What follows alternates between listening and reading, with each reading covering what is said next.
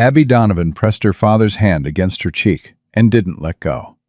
Not when his breathing stopped. Not when the summer cicadas screamed through the window. Not when the door swung open and John Hartley's shadow fell across the floor. She'd buried the man who raised her alone on a Tuesday morning. By Tuesday noon, a debt collector was standing in her kitchen. That was the moment Abby's real life ended, and something harder, stranger, and far more dangerous began. If this story moves you, subscribe and drop your city in the comments. Let's see how far this tale travels. The summer of 1878 was the kind that didn't forgive weakness. The heat had been sitting on Harding County for 6 straight weeks, pressing down on the dry grass, cracking the skin of the earth, baking the dust into the road until it rose in waves that made the horizon look like it was breathing. Out on the edge of town, a mile and a half past the last fence post that belonged to anyone worth knowing, the Donovan homestead sat in the middle of all that heat like a wound that wouldn't close. Abby had been awake since 3 in the morning. She was sitting in the wooden chair beside her father's bed, her hands folded in her lap, her jaw set. Thomas Donovan had stopped moving sometime in the night. She wasn't sure exactly when. She'd been watching the rise and fall of his chest for so long that when it finally stopped, some part of her couldn't accept it. She sat there, waiting for the next breath. Then the next. Then the one after that. It never came. She didn't cry. Not right away. She just sat there in the dark, with the sound of her father's silence filling the room, and outside the window, the first birds of morning beginning to argue with each other, like they didn't know anything had changed. "Papa," she said, just once. Quiet. Then she stood up, smoothed the quilt over his shoulders, and walked to the kitchen to put on coffee. She had things to do. Thomas Donovan had come to Harding County 15 years ago with a young wife, a stubborn dream, and about $40 to his name. He'd built the house himself. He planted the first rows himself. He'd buried his wife himself, Abby's mother, after a fever took her in the 3rd summer. Everything after that had been Thomas and Abby, just the two of them, working the land, fighting the dry years, making do. For a long stretch, they'd made it work. Then the drought hit. Then the note came due on the equipment loan. Then Thomas's lungs started going bad. Then the second note. Then the third. By the time Abby was 24 years old, she understood exactly what debt felt like. Not the number kind, not the ledger kind. She understood the weight of it. The way it sat on your chest when you lay down at night. The way it followed you from the barn to the kitchen to the field, and never once gave you a moment of quiet. She'd spent 3 years fighting it. She hadn't won. John Hartley arrived at 10:30. Abby heard the creak of the gate before she heard the horse. She was standing at the kitchen window with a cup of coffee that had gone cold, watching the heat already beginning to ripple off the fence posts when she saw him coming up the road. She set down the cup. She didn't go to the door. She let him knock. He knocked twice. That particular knock of his, the one that sounded more like a statement than a question. And then the door opened without her invitation, the way it always did with John Hartley, because the man had never once in his life waited for permission to enter a room. "Miss Donovan." He removed his hat. His voice was smooth, careful, the way a blade is careful when it's being run across a stone. He was perhaps 45, broad-shouldered, with a face that had been handsome once, and still wore the shadow of it. He dressed well for a man in a county where most people dressed for function. He'd made his money in land, buying it from people who needed cash and selling it to people who wanted more of it. And he carried that money on him the way some men carry guns. "Mr. Hartley," Abby said. She didn't offer her hand. She didn't move from where she was standing, in the center of the kitchen, with the table between them. He looked around the room. His eyes landed briefly on the closed door of her father's bedroom. Then they came back to her. "I heard about Thomas," he said. "Word travels fast in a small county. I'm sorry for your loss, Abby." "Miss Donovan," she said, a small smile. "Of course, Miss Donovan." He turned the hat in his hands. "I hope you'll forgive the timing. I wouldn't have come today if the matter weren't pressing." "The notes," she said. "The notes," he agreed. 3 of them, as you know. 2 to the bank, which, as you also know, I purchased last spring, and 1 directly to me." He paused. "Your father was a proud man. I respected that about him. But pride doesn't retire debt, Miss Donovan." "I know what I owe." "Then you know the figure." He named it.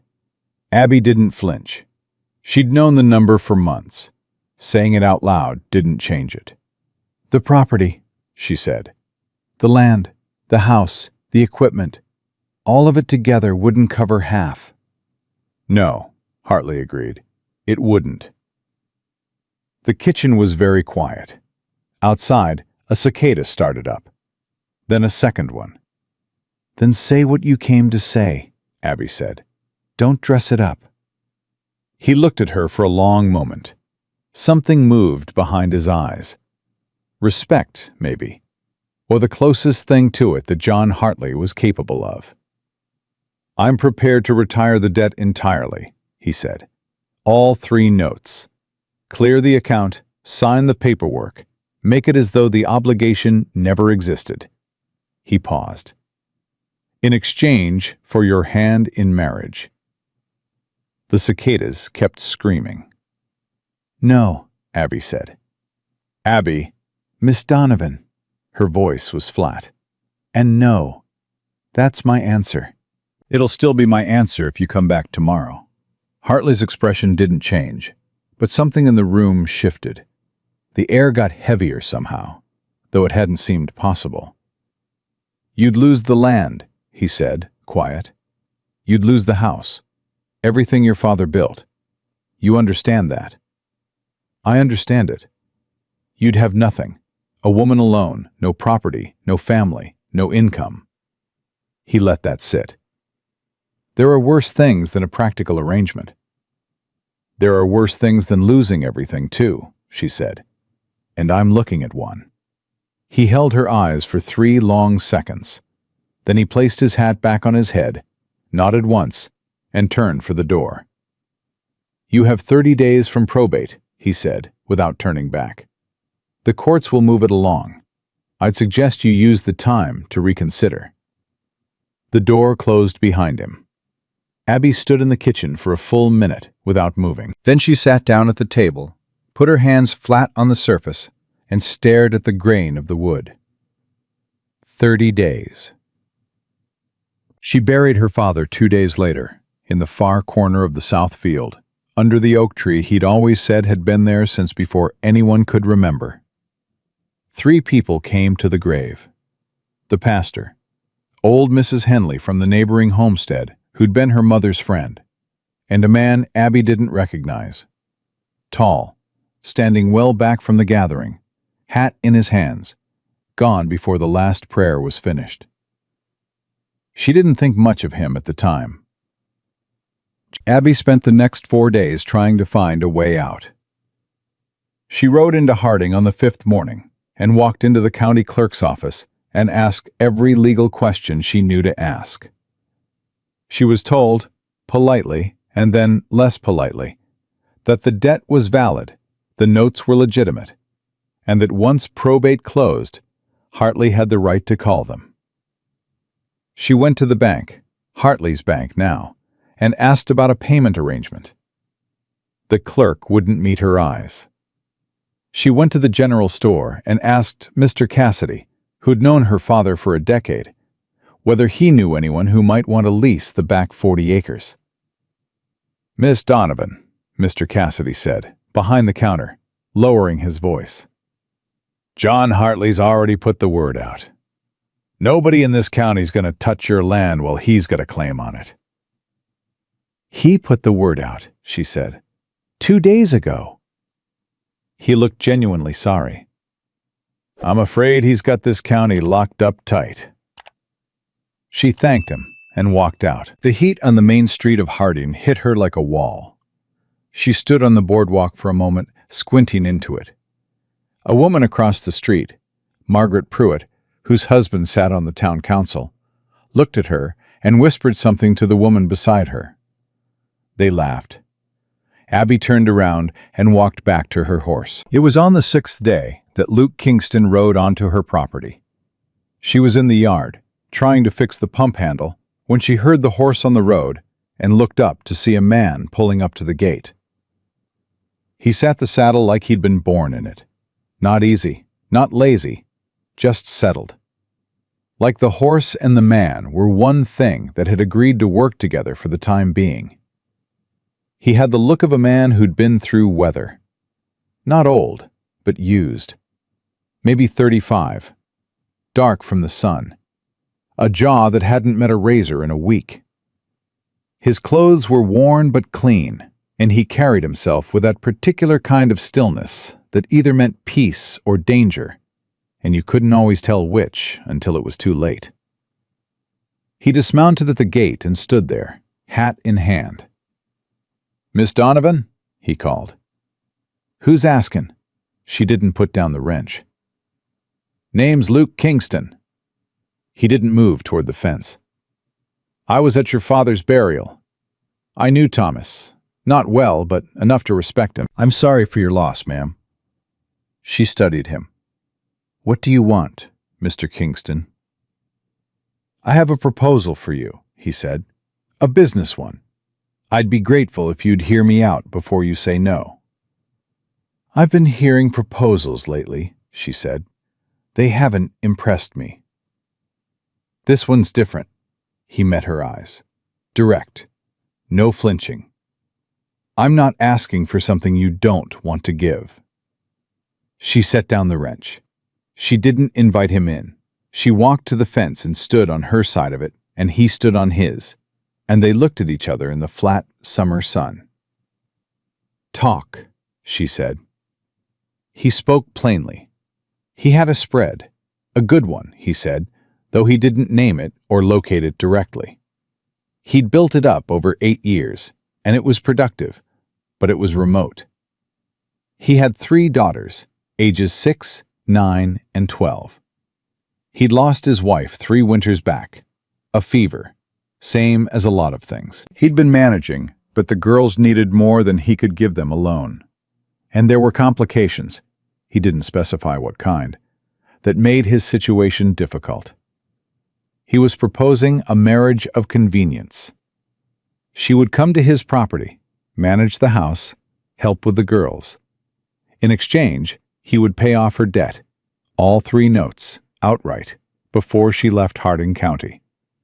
She'd have a roof over her head, food, a fair wage kept in her own name, and her own room. Nothing would be required of her that she didn't choose to give. When he finished, he waited. Abby looked at him for a long time. "Why me?" she said. "Because you're not afraid of hard work, and you've got a spine," he said. "People in this county talk. I've heard enough to know what kind of woman you are." "People in this county talk about a lot of things," she said. "Doesn't make them right." "No, ma'am, but some things, they get right." He paused. "You turned Hartley down, woman with nothing left to stand on, and you still turned him down.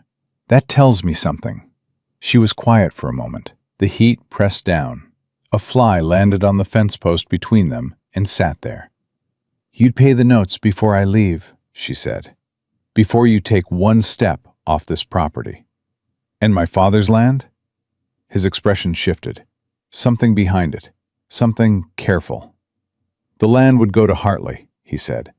"I can't save the land. I can save you." She felt that land under her feet. 15 years of her family. The oak tree in the south field. "How do I know you're good for it?" she said. "How do I know you've got the money?" He reached inside his coat and produced a paper, folded, but she could see the stamp, the bank seal. He held it over the fence. She took it, unfolded it, read it. It was a bank certificate, his name, an amount that was more than the sum of 3 notes. She folded it and held it back. "Keep it," he said. "Show it to the clerk if you want. It's real." She looked down at the paper in her hand. Then she looked back at him. "I have conditions," she said. "Name them." "My own room, my own money, my own say in how I spend my time." "Agreed. If I decide it's not working, I can leave, with what I'm owed." He nodded. "I'll put it in writing." "I don't know you," she said. "I don't know your property. I don't know your daughters.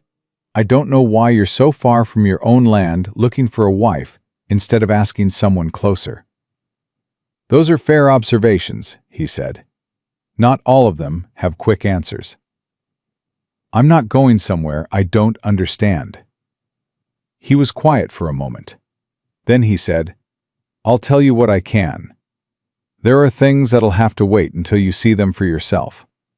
But I give you my word, and that word means something to me, whatever you think of me right now, that you won't regret going."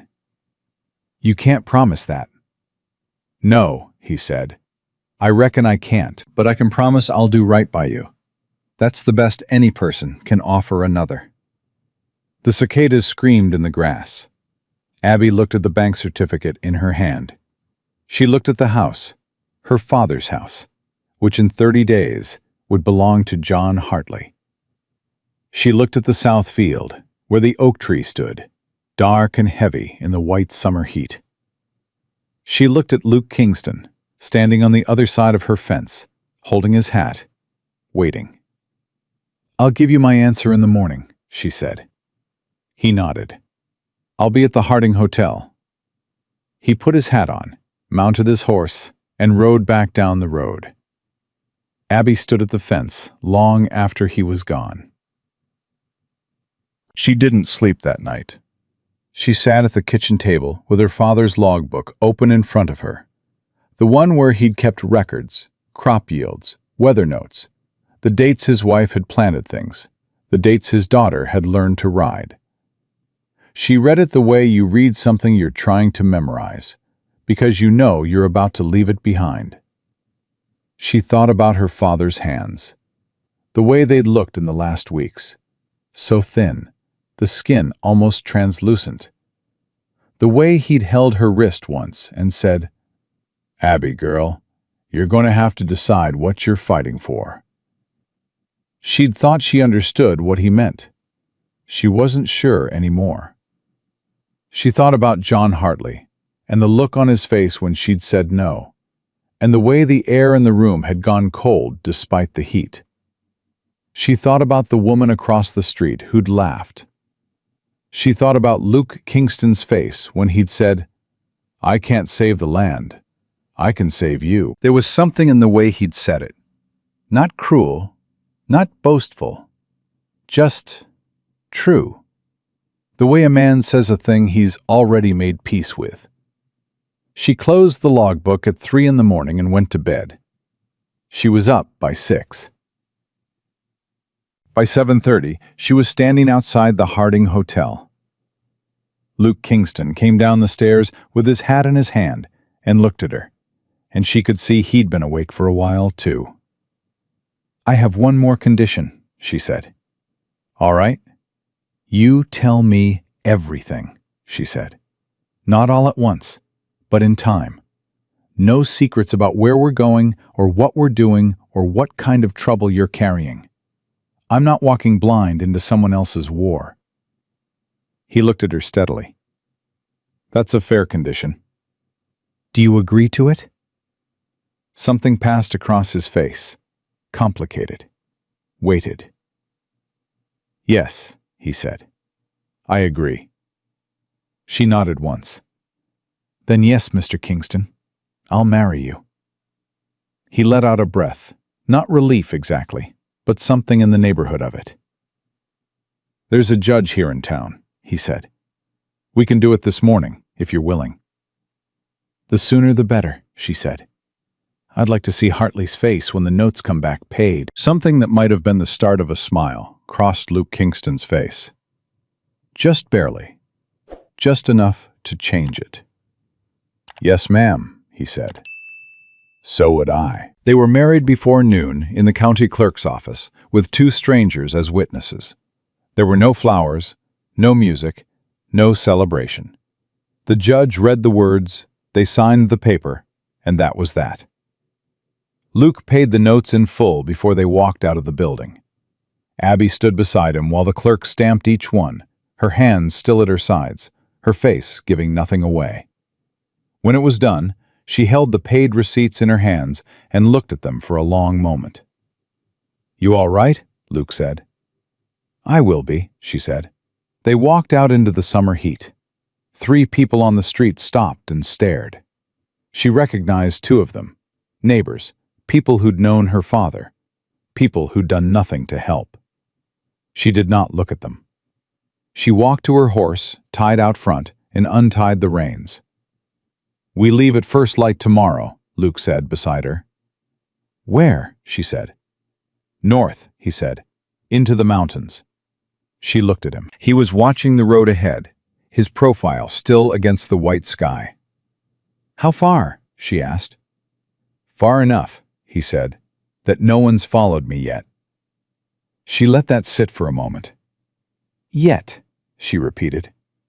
He turned and looked at her. "I told you I'd tell you everything in time." "You did," she said. She gathered her reins. "First light, then," she said. And she rode home to pack the only things left that belonged to her. She left before the sun was fully up. She didn't say goodbye to the house. She'd told herself the night before that she wouldn't, that she'd pack her 2 bags, sleep a few hours, and walk out without looking back. And she did exactly that. She walked out the door, tied her bags to the back of her horse, and mounted up without once turning around. She got about 40 yards down the road before she stopped. She didn't mean to. Her horse just slowed, the way horses sometimes do when the rider goes somewhere else in their head. And Abby sat there in the gray early morning with the house behind her and the road ahead, and the oak tree out in the south field just barely visible against the pale sky. She stared at it for a long moment. Then she clicked her tongue, nudged her horse forward, and didn't look back again. Luke was waiting at the crossroads, a half-mile out of town, the way they'd agreed. He had 2 horses with him, his own, and a pack animal loaded down with supplies. He looked like he'd been there a while, and he didn't comment on the fact that she'd stopped. Maybe he hadn't seen it. Maybe he had and understood. Either way, he simply nodded when she rode up and said, "Ready?" "Ride," she said. They rode north. For the first hour, neither of them spoke much. The road was wide enough, the morning cool enough, and Abby was still working through the arithmetic of what she'd done. She was married. She was leaving the only county she'd ever lived in. She was riding toward a place she'd never seen with a man she'd known for 2 days. The logic of it didn't hold up to scrutiny. She knew that. But logic hadn't been doing her much good lately, and at least this road was going somewhere. Luke broke the silence somewhere around the 2nd hour. "You ride well," he said. "My father taught me." "He teach you to shoot, too?" She glanced over. "Why?" "Not a threat," he said. "Just useful to know." "Yes," she said. "He taught me to shoot." He nodded, like he'd expected that answer, and was satisfied with it. "Good." She let that sit for a moment. Then, "Are you going to tell me who you're running from?" He didn't answer immediately. He looked at the road ahead, his jaw working slightly, the way a man does when he's deciding how much truth to give out at once.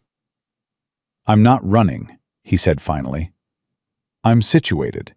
There's a difference." "Is there?"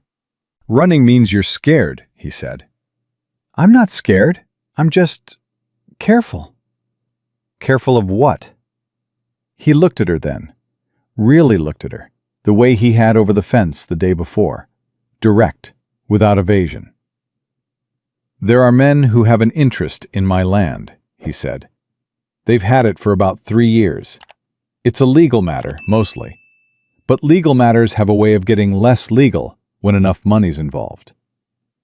And you built your property in the mountains because they'd have to work a lot harder to reach it, he said. And because it's worth protecting. She thought about that. 3 years, she said. That's a long time to be careful. It is, he paused. It was longer before I found the valley. She waited. When he didn't continue, she said, You're going to make me ask every question individually, aren't you? Something that might have been a laugh moved through him, brief and quiet. I'm not trying to make it difficult. I don't talk much. I never have. You're going to have to get better at it, she said. That was one of my conditions. I remember your conditions. Then start practicing. He rode in silence for another minute. Then he said, The valley's in a box canyon, high walls, one entrance. About 200 acres of good bottomland, water that doesn't dry up in summer. I built the house myself, same as your father built yours. Your daughters, she said. Tell me about them. He was quiet again, but this time it was a different kind of quiet, softer. Clara's 12, he said. She's the one who thinks she's in charge. Probably right that she is. She's been running the house since her mother died. A pause. That's too much for a 12-year-old. It is, Abby said. May's 9. May's May. She laughs at everything, cries at everything. Takes after her mother in that. His voice shifted, just barely. And Nora's 6. She doesn't talk much. She did before her mother died. And then she just stopped. Not entirely, but close. Abby looked at the road. How long ago did your wife pass? 3 winters back. February. I'm sorry. She was a good woman, he said. That was all. But the way he said it, the economy of it, the weight it still carried, told her more than a long speech would have. They rode for a while without talking, and this time the silence felt less like distance and more like 2 people thinking about the same kinds of things. Then, from somewhere behind them on the road, Abby heard hoofbeats. She didn't look back immediately. She counted them first. 2 horses, moving fast, gaining. Luke, she said, low. I hear it, he said. He didn't speed up. He didn't reach for anything. He just shifted in his saddle slightly, in a way that told her he knew exactly what he was doing. The riders came up fast and pulled even with them. 2 men, range-worn, with the particular kind of blank expression that meant they'd been paid to have it. Kingston, the first one said. Not a greeting, an identification. Morrow, Luke said, equally flat. Abby kept her eyes forward and her hands easy on the reins. Mr. Cheswick wanted us to pass along his regards, Morrow said, and his reminder that the survey deadline is September 1st. I know the date, Luke said. He wasn't sure you did, given how far north you keep yourself. Morrow's eyes moved to Abby, stayed there a beat too long. Didn't know you'd remarried. Didn't ask your opinion on it, Luke said. No offense intended. Morrow tipped his hat at Abby in a way that managed to be both polite and threatening. Ma'am, welcome to Harding County. Hope your stay is comfortable. We're leaving Harding County, Luke said, so you can report that to Cheswick and tell him the deadline is none of his concern. Morrow smiled. It didn't reach anything above his mouth. Everything on that mountain is Mr. Cheswick's concern, Kingston. That's the part you keep forgetting. And you keep forgetting, Luke said, voice steady as stone, that I've got a legal deed, 3 witnesses, and a federal land certificate. So unless Cheswick's planning to buy himself a federal judge this time, which I wouldn't put past him, the deadline means nothing to me. A long pause. Morrow looked at Luke. Luke looked at the road ahead. September 1st, Morrow said again. Then the two men wheeled their horses and rode back the way they'd come. Abby waited until they were out of earshot. Cheswick, she said. Randall Cheswick runs cattle. Wants my valley because it connects two of his ranges, and he can't graze the high country without it. And the survey deadline? His lawyer filed a counterclaim on the land last spring. Said my deed was improperly recorded. It's nonsense, but it has to be answered before September. He paused. My lawyer's handling it. You have a lawyer? I do. Didn't mention that. No, he said, I didn't. She looked at him.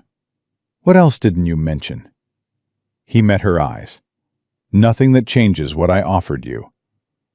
She held his gaze for a moment longer than felt comfortable. Then she turned back to the road. That's not an answer, she said. It's the best one I have right now.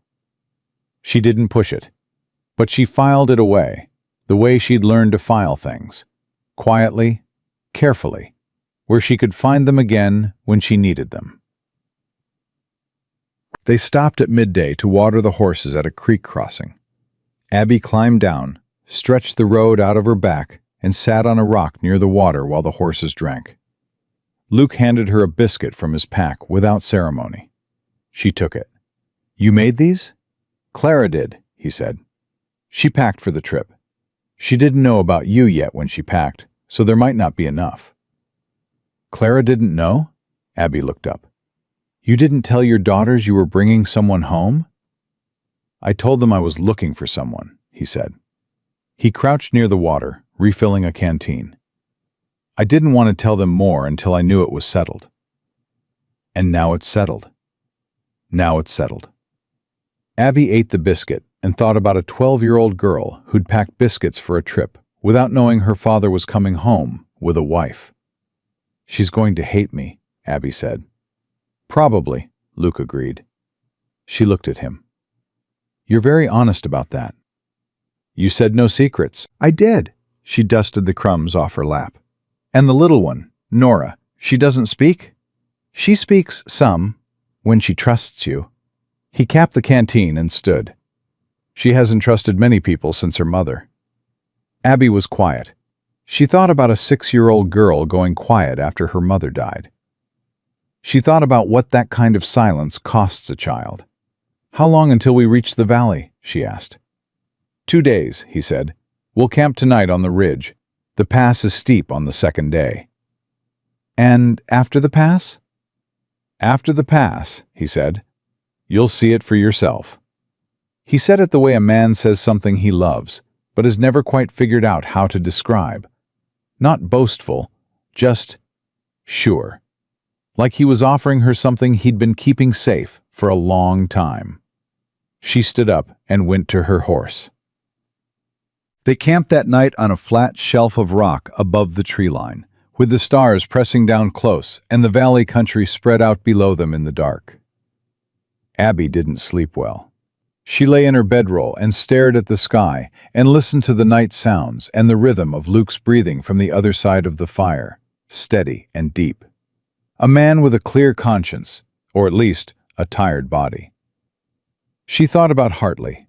She thought about whether he'd gone to the house yet, whether he'd walked through her father's rooms, tallied what was there, started deciding what to keep and what to discard.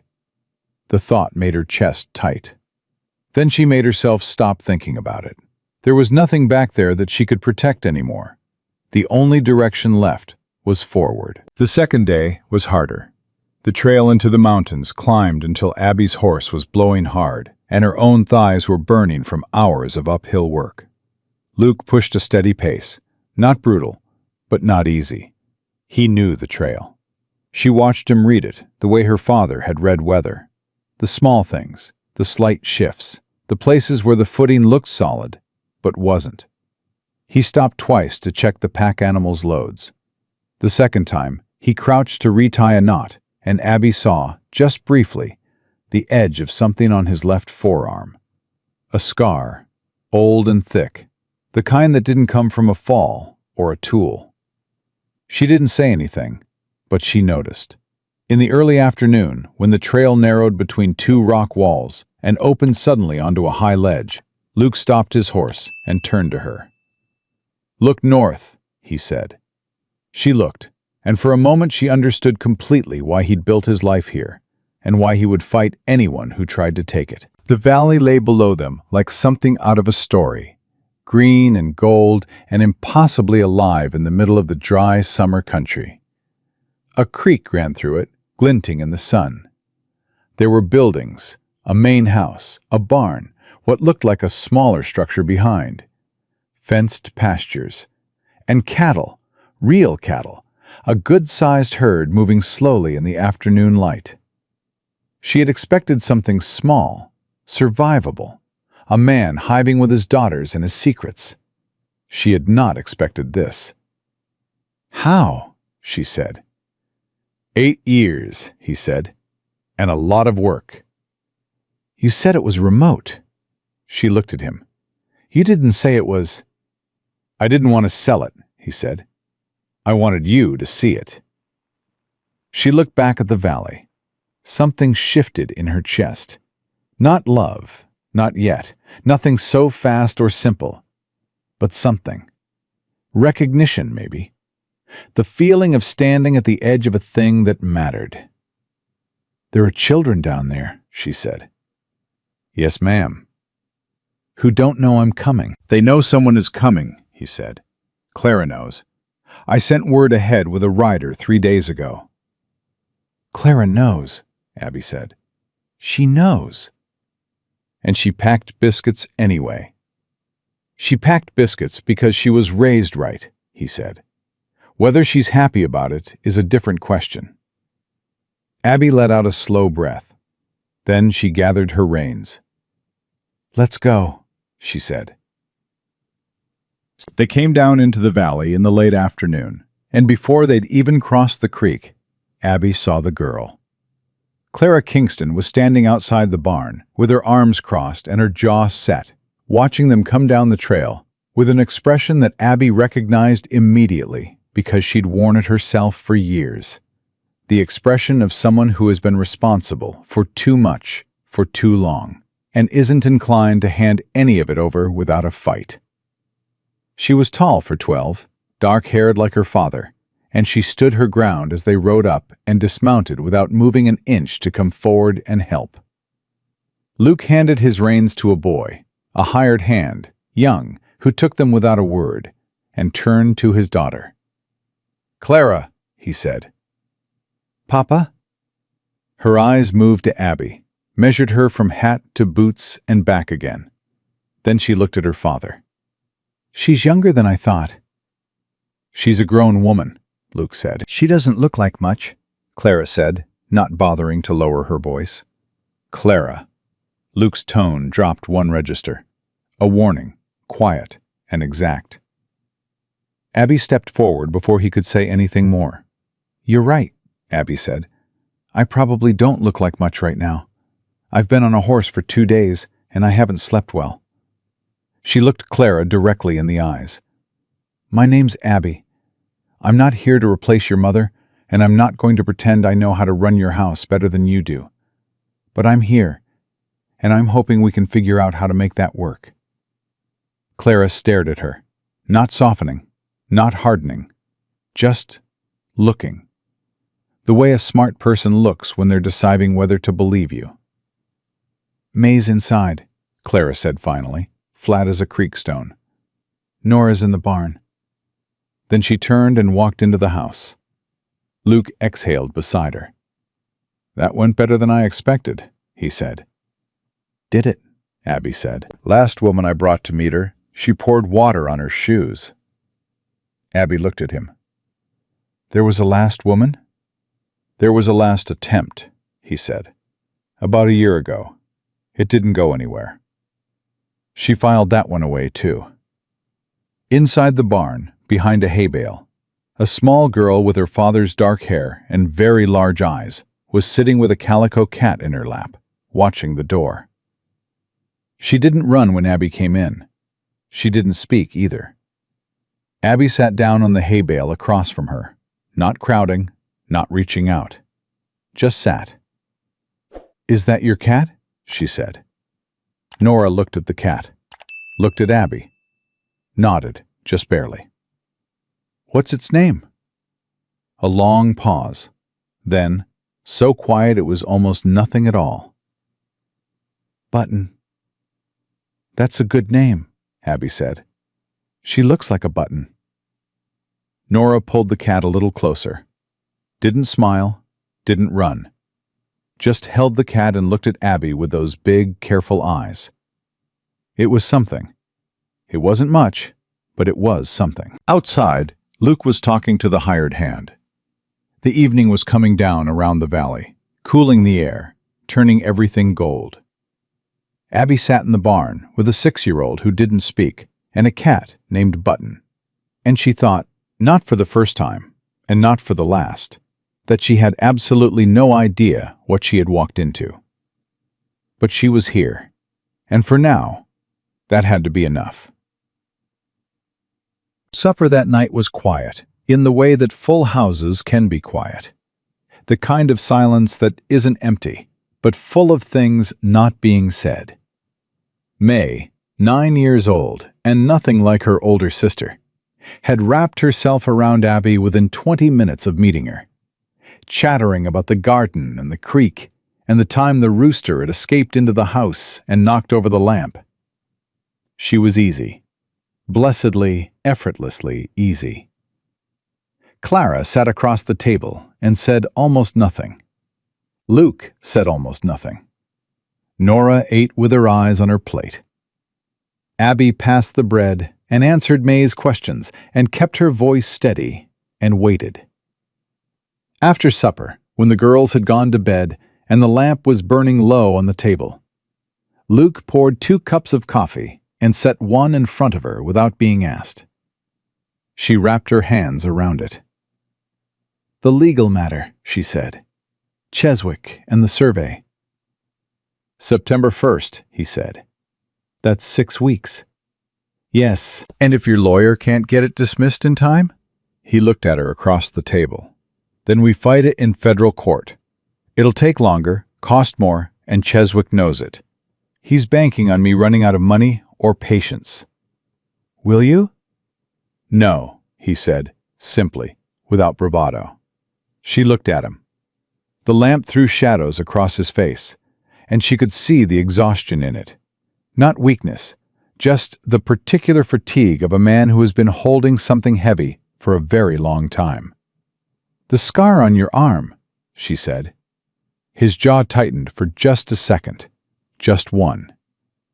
"Cheswick's men," he said. "They hurt you?" 2 years ago. He took a drink of coffee. "Before I had a lawyer and a federal certificate. When they thought I could be persuaded to sell." A pause. "They persuaded me to fight harder instead." Abby set down her cup. There it was, the full shape of it. Not just a man hiding in the mountains with his daughters, a man who had built something real, who had been threatened and hurt, who had held on anyway, and who had ridden 3 days into the lowlands to find someone steady enough to stand beside him. "You should have told me all of this before I agreed," she said. "I know," he said. "Would you have come?"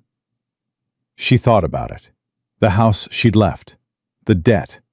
Hartley's shadow in her kitchen. The woman across the street who'd laughed. "I don't know," she said honestly. He nodded, like that was the answer he'd expected. "I'm telling you now," he said. "That has to count for something." She looked at him for a long moment. This man who'd ridden into her county with a bank certificate and a quiet proposal and 3 daughters and a secret war on his hands. "It counts," she said. She stood up, picked up her cup, and walked to the window. Outside, the valley was dark and still, and the stars were brilliant in a way they never were down in the flat country. And the air coming through the glass was cool and clean and smelled like grass and water. "I'm not going anywhere," she said. "I want to be clear about that.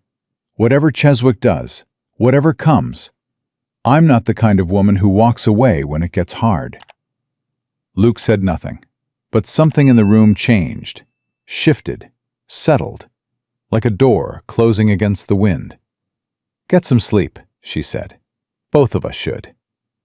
She set the cup down and went to her room, her own room, just as he'd promised, and lay down in the dark.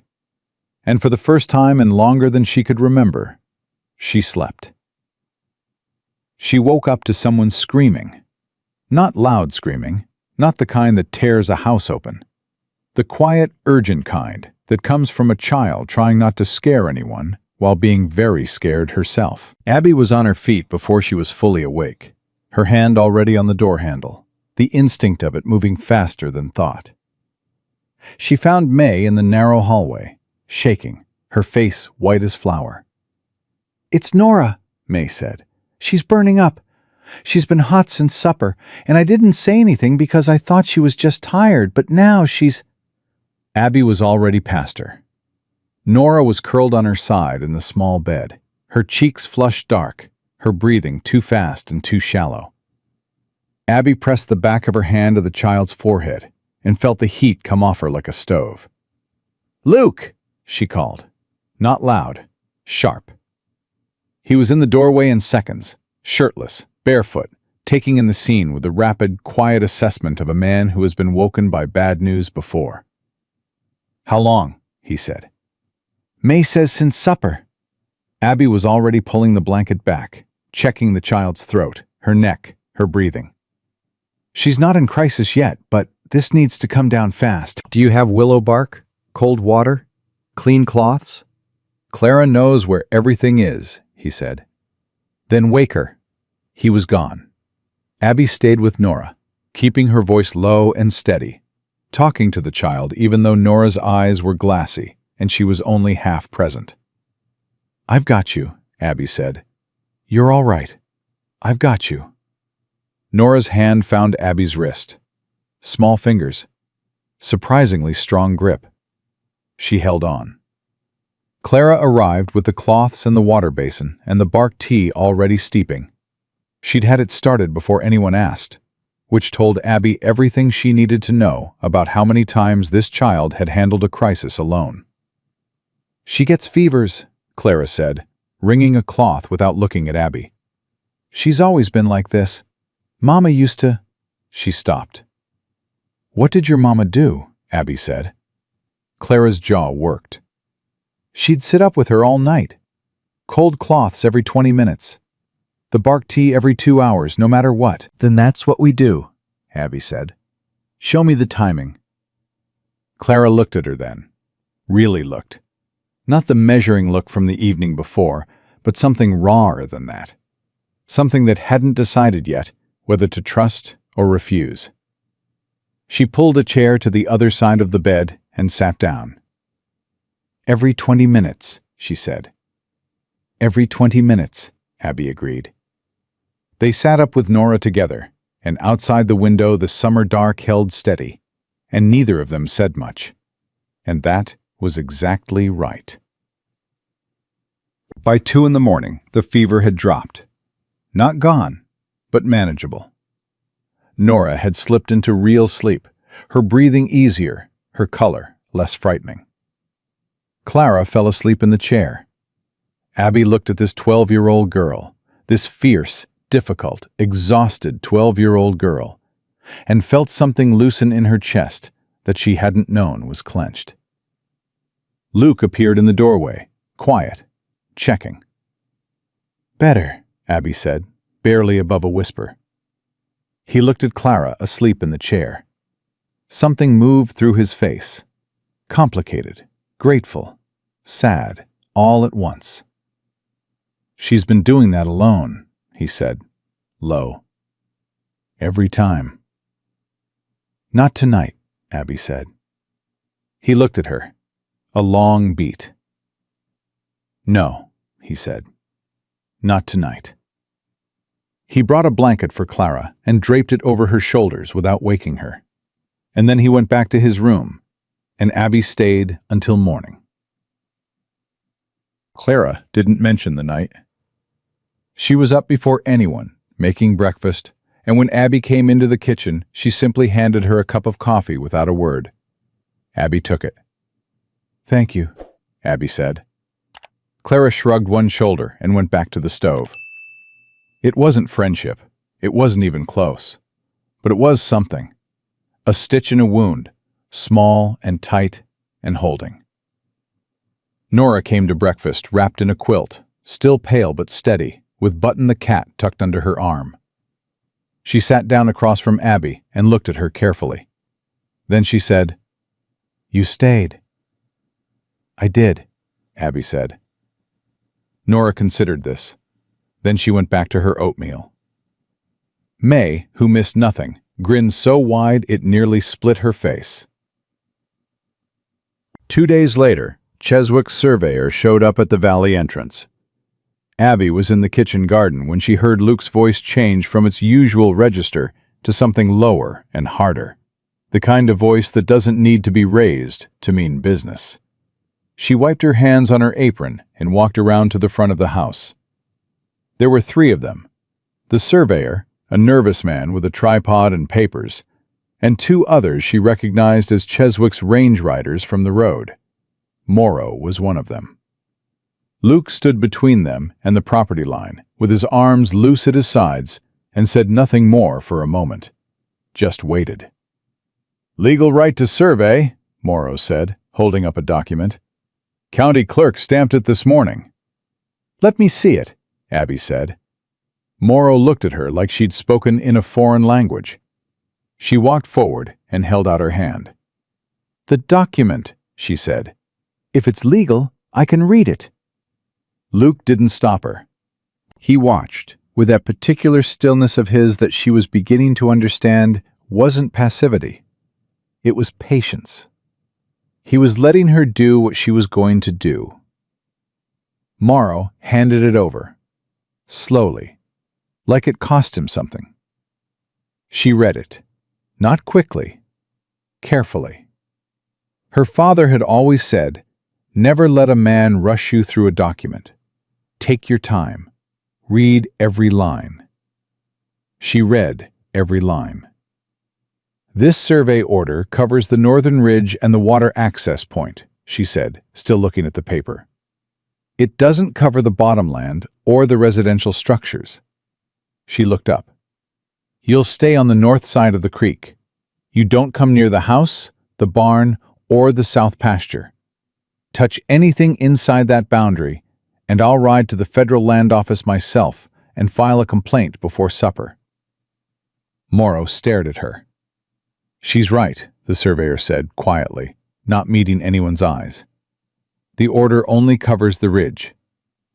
A long, sharp silence. "You heard the lady," Luke said.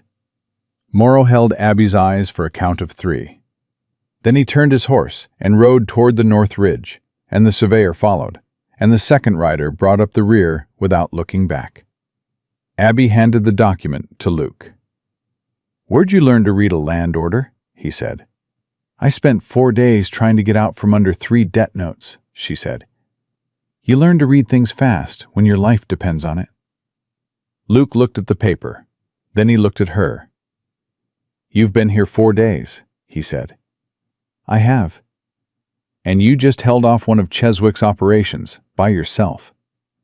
"With a piece of paper and a tone of voice," she said. "Don't make it bigger than it was." "It was bigger than it was," he said. She turned and went back to the garden, but she was smiling, just barely, where he couldn't see it. That evening, Luke rode out to check the ridge. He came back 2 hours later, with a look on his face that she'd learned already to read. Not panic, but a particular tightening around the eyes that meant something had shifted. "They found the secondary water source," he said, standing in the kitchen doorway. Abby turned. "What does that mean?" "There's a spring on the north ridge. I never included it in the federal survey because it was inside my boundary line, and I didn't need to." He came to the table, sat down, spread his hands flat on the surface.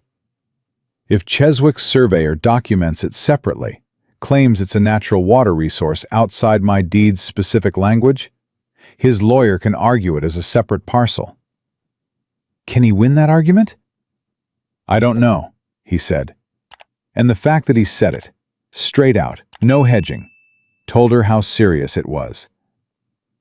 Write to your lawyer tonight, she said. Tonight, not in the morning. It's a 3-day ride to... Then write the letter tonight and send your rider at first light. She sat down across from him. What's your lawyer's name? James Whitfield. He's in Denver. Write him everything the surveyor documented. Every note, every position, every flag they planted, date and time, witnesses. She paused. Clara was up on the ridge this afternoon, wasn't she? Checking the cattle. Luke stared at her. Yes. Then Clara's a witness, she said. Include that. He looked at her with an expression she couldn't quite name. Something between surprised and something else. Something deeper. You think like a general, he said. I think like a woman who grew up watching her father lose, she said. And I'm not interested in watching it happen again. He held her eyes. Then he got up and went to the desk in the corner and started writing. 3 nights after the surveyor's visit, someone cut the fence on the south pasture.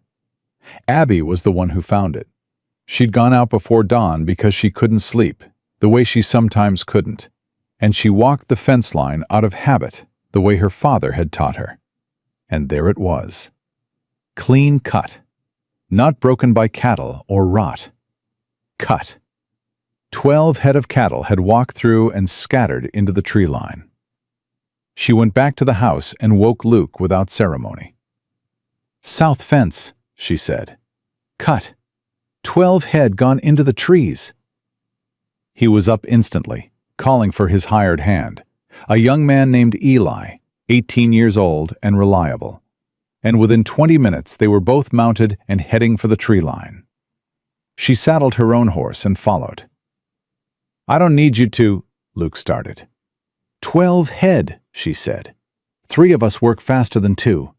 He looked at her on horseback in the gray early morning. Her jaw set, her reins easy, absolutely ready, and didn't argue. They found 11 of the 12 within 2 hours. The 12th, a young bull, had gone deeper, and they tracked him through the heavy timber until the sun was properly up and the summer heat started pressing down through the leaves. It was Abby who spotted the boot prints near the cut fence line when they circled back. Fresh prints. 2 men, on foot, and the distinct flat-heeled mark of range boots that weren't Luke's and weren't Eli's. Cheswick's men were here last night, she said. Eli looked at Luke. Luke crouched beside the prince without speaking. This isn't about the survey, Abby said. This is pressure. He's trying to cost you. Time, cattle, money, sleep. Wear you down before September. I know what it is, Luke said. Then we need to change something, she said. Because if we just keep reacting, he'll keep coming. Different fence, different night, different way to bleed you. Luke stood up, looked at the prince, looked at her. What do you suggest? She thought for a moment. You need someone who can ride to Denver faster than 3 days. The stage runs twice a week. It gets there in a day and a half. Then Whitfield needs to file for an emergency injunction. If we can get a federal judge to order Cheswick's men off the surrounding land before September, we take the pressure off entirely. She paused. Can Whitfield do that? If I can give him grounds. Cut fences are grounds, she said. Trespassing at night is grounds. I'll write the incident report myself. Eli was looking between them with the expression of a young man watching 2 things he hadn't expected to see in the same place: competence and partnership. Luke said nothing for a long beat. Then he said, I owe you an apology. Abby looked at him. For what? "For thinking I was bringing you here to manage a house," he said. She held his gaze. "You were." "That's not what you are," he said. Something warm moved through her, and she pushed it back down with the practice of a woman who'd been pushing things back down for years. "Right, Whitfield," she said. "I'll have the incident report done before supper."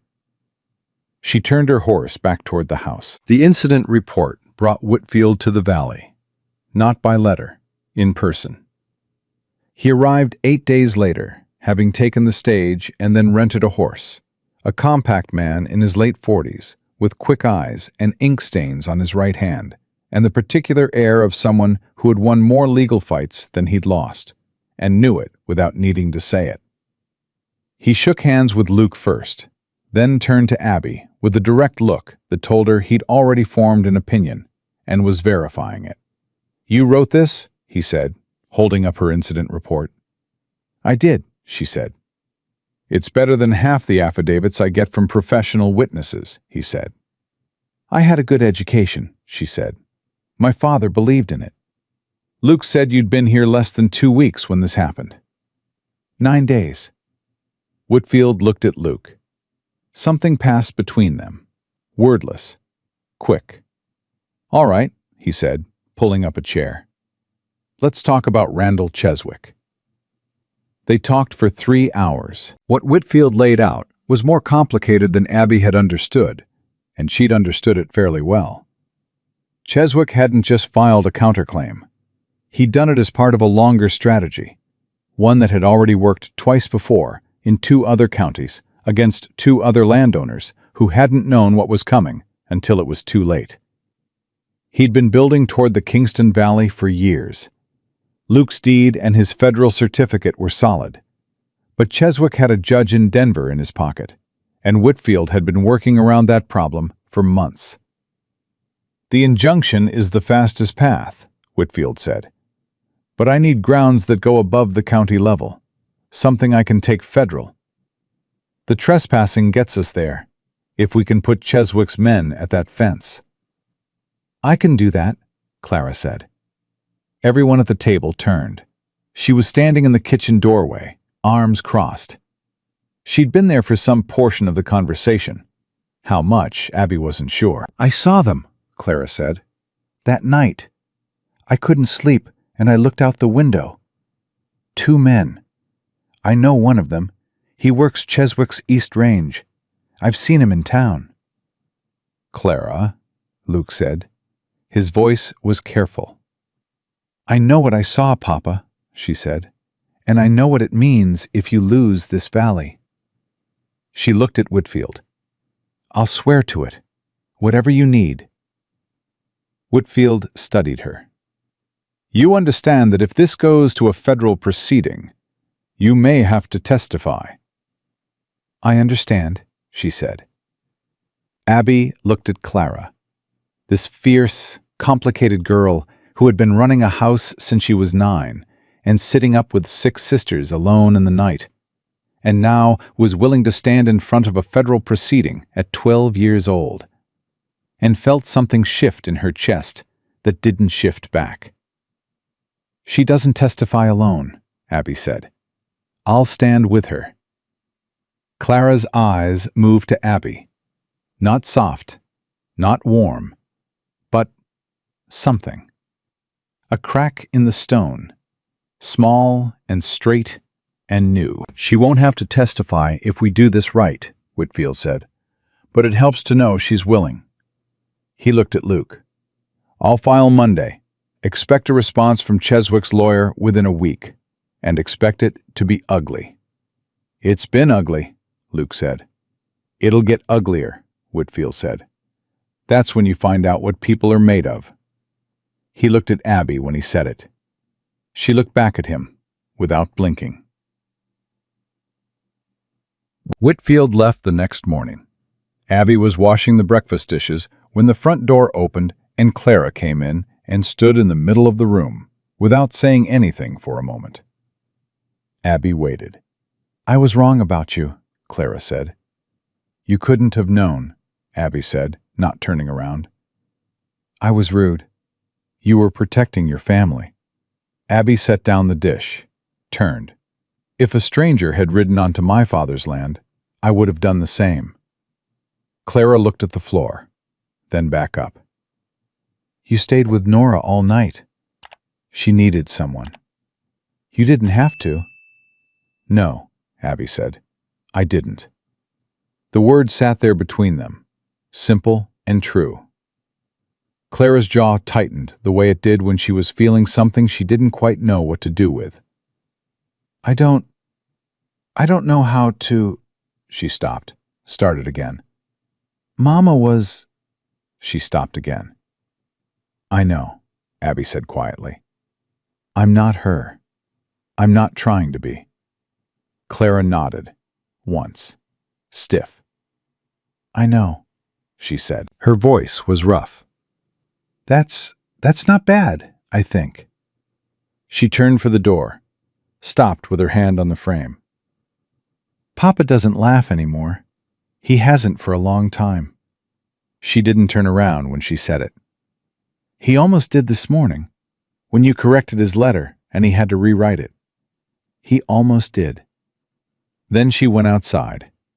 Abby stood in the kitchen for a full minute with a dish in her hand and the summer morning coming through the window and something warm pressing against the inside of her chest like it wanted out. She'd come here with nothing. No home, no father, no plan beyond survive.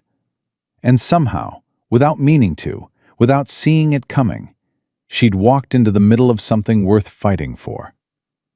She set down the dish. She went to find Luke. He was at the fence post near the barn, checking the new wire Eli had run that morning, and he looked up when he heard her coming. Whitfield say anything to you, privately? She asked. He said the case is winnable, Luke said. He also said, if we go to federal court, Cheswick's lawyers will come at every angle they can, including personally. He looked at her steadily. Including trying to discredit you, a woman who married a man she'd known for 2 days. They'll use that. Abby looked at him. Let them. Abby, let them, she said again. I didn't do anything wrong. Neither did you. We made a practical arrangement that's becoming something more than practical, and I'm not ashamed of a single word on that marriage certificate. Luke was quiet for a moment. Something moved across his face. Complicated, careful, and then something else that wasn't careful at all. Something more than practical, he said. She held his gaze. You heard me.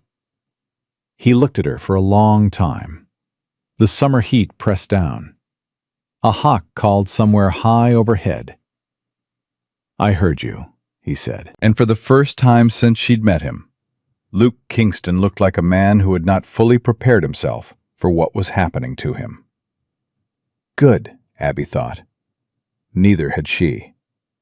Whitfield's injunction filed on a Monday. By Thursday, Cheswick's response arrived. Not through legal channels, but through Morrow, who rode to the valley entrance at midday with 3 men behind him and a letter in his hand that he said was from Cheswick's personal attorney. Luke took the letter. Abby stood beside him and read it with him. And what it said, stripped of its careful legal language, was this. Withdraw the injunction. Deed the North Ridge water rights to Cheswick's Land Company, and the matter would be considered settled. Refuse, and Cheswick's attorney would file a motion challenging the validity of Luke's original land patent on the grounds of procedural irregularity. A motion that, the letter implied, a certain judge in Denver would be inclined to hear favorably. Luke folded the letter without a word. Morrow waited. Tell Cheswick's attorney that Mr. Kingston will respond through his legal counsel, Abby said. Morrow's eyes moved to her. Ma'am, this matter doesn't... Tell him, she said. Morrow looked at Luke. Luke looked back at him with an expression that said exactly nothing and meant exactly everything. Morrow turned his horse and left. Luke unfolded the letter once more and read it again, standing in the yard, the summer heat pressing down on both of them. "The judge," Abby said. "The one in Denver." "Harlan Price," Luke said. "Cheswick's had him for 3 years." "Does Whitfield know about Price?" "Whitfield's known about Price since the beginning." He refolded the letter. "It's why he's been building the federal angle. Price is a county appointee. He doesn't have jurisdiction over a federal land patent." "But he can slow things down," Abby said. "He can slow things down considerably," Luke said. She looked at the road where Morrow had gone. "They're escalating because the injunction scared them." "Yes." "That means Whitfield's on the right track." "Yes." "Then we don't move," she said. "We hold." Luke looked at her. Something in his face settled. Not relieved, but steadier. Like a man who'd been holding a rope alone for a long time and had just felt someone else's hands close around it beside his. "Hold," he said. "Hold," she said. She wrote to Whitfield that afternoon, dictated every word of the letter exchange with Morrow, the names of the men who'd ridden with him, the time, the specific language of the attorney's letter, and her own precise assessment of what it represented. Then she added one line at the bottom, on her own. "Judge Harlan Price should be the subject of your inquiry. We believe he is a material factor in Cheswick's confidence." She sealed it and sent Eli on the afternoon stage. Luke read the letter before it was sealed. She'd left it open for him, no question of hiding it. And when he got to the last line, he looked up. "You're asking Whitfield to investigate a sitting judge," he said. "I'm suggesting it," she said. "He can decide what to do with the suggestion." "That's a significant thing to suggest. So is threatening a man's federal land patent," she said. "I don't believe in bringing a slingshot to a cannon fight." He looked at her for a moment. "Where did you get that expression?" "My father," she said. "He said it every time a neighbor tried to argue with the county assessor, using politeness instead of paperwork." A real smile moved across Luke's face. Not the almost smile she'd seen a few times, but an actual one. Brief, unguarded, gone almost before she could register it. It hit her somewhere low in the chest, and she looked away before it showed on her face. May came down sick the following week. Not as badly as Nora, just a summer cold, the kind that makes children miserable and exhausting in equal measure. But it meant 3 days of May in bed, demanding stories, demanding cold water, demanding Abby's presence with the particular tyranny of a sick 9-year-old who has decided she is the center of the universe. Abby gave her all of it without complaint. She told May stories she remembered from her own childhood, her father's stories mostly, the kind about clever women and stubborn horses, and the time a whole county was outsmarted by one farmer's wife with nothing but a deed and a straight back. May listened with huge, fever-bright eyes and asked questions that had no answers, and demanded that Abby make up the answers anyway. On the second afternoon, Clara appeared in the doorway. "I can sit with her," she said, "if you need a break." "I'm fine," Abby said. "You've been in here for 6 hours." "She's entertaining," Abby said, and meant it, and May beamed from the pillow. Clara leaned against the doorframe. "She told me you taught her a card game this morning." "I taught her 3 card games," Abby said. "She's better at 2 of them than I am already." "Naturally," May said. Clara made a sound that was not quite a laugh. Almost. The almost version of it, the same way her father almost smiled sometimes, and Abby thought, they are so alike, and neither of them knows it. "I was thinking," Clara said, addressing the air somewhere between Abby and the window, "that when May's better, I could show you where the blackberries come in. On the south side of the ridge." She paused. "They're good this time of year. Mama used to make preserves." A quiet fell over the room. The good kind. The kind that holds something tender. "I'd like that," Abby said. Clara nodded. Once. Then she was gone. May grabbed Abby's hand. "She likes you now," she whispered, like it was a state secret. Your sister is careful, Abby said. That's not a bad thing. She cried last night, May said. I heard her. She does sometimes, when she thinks nobody can hear. Abby looked at May's small, serious face.